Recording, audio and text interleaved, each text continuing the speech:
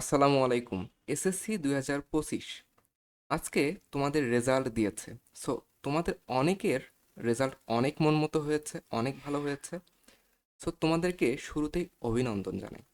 আর তোমাদের মধ্যে অনেকের আছো যে রেজাল্ট খুব একটা মন মতো হয়নি। সো তোমার ফল যেমনই হোক, তুমি থেমে থেকো না। তোমার জন্য আজকের এই ভিডিওটা অবশ্যই দেখা উচিত। এখানে কিছু কথা লিখে রেখেছি তোমাদের জন্য। আজ এসএসসি 2025-এর ফলাফল প্রকাশিত হয়েছে। কেউ খুব খুশি, আবার কেউ একটু মন খারাপ করে বসে আছে। তবে এমন একটা কথা মনে রেখো, এই রেজাল্ট তোমার জীবনের সব কিছু না।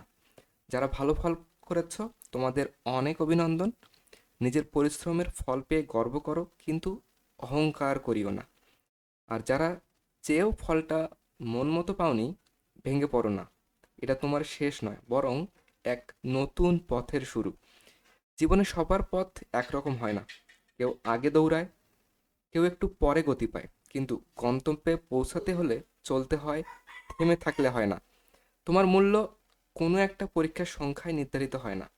তুমি অনেক বেশি বড়, অনেক বেশি সক্ষম, ইনশাআল্লাহ। নিজেকে বিশ্বাস করো, সামনে আরও অনেক সুযোগ আসবে।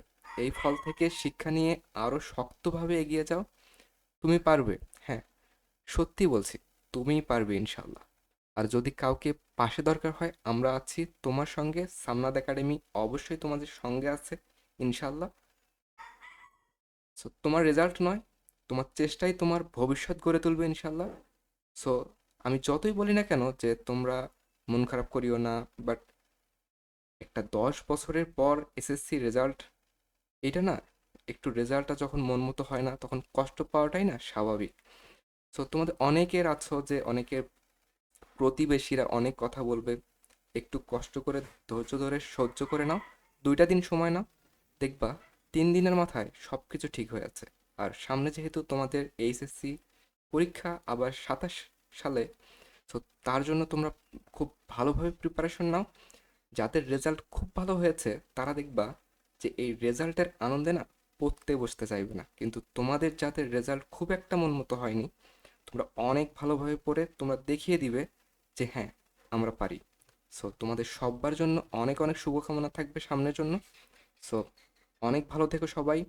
আর হ্যাঁ, যাদের মন মতো রেজাল্ট হয়নি, কোনোভাবেই কষ্ট পাওয়া যাবে না, কারো কথায় কান দেওয়া যাবে না, বুঝছো? আসসালামু আলাইকুম। আল্লাহ হাফেজ।